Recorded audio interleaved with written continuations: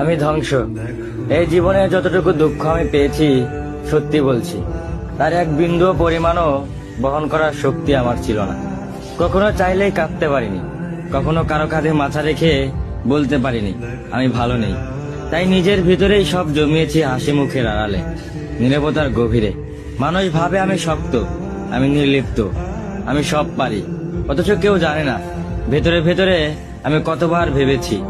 একা রাতে বালিশ ভিজিয়েছি, চোখের জল দিয়ে গোপনে যুদ্ধ চালিয়ে গেছি। আমি নিজেকে এতবার জোড়া লাগিয়েছি যে এখন নিজের আসল রূপটাই ভুলে গেছি।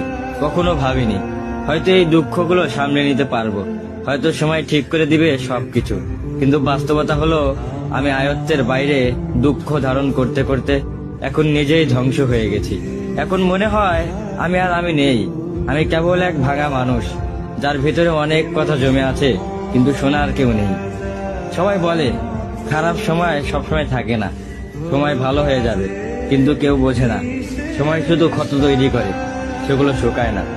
আমি এখন কেবল একটু নীরবতা, মুখে হাসি, চোখে অন্ধকার আর মনে একরাশ দুঃখের বোঝা নিয়ে প্রতিদিন বেঁচে থাকার অভিনয় করে যাই। আমি ধ্বংস হয়েছি, তবু মুখে বলি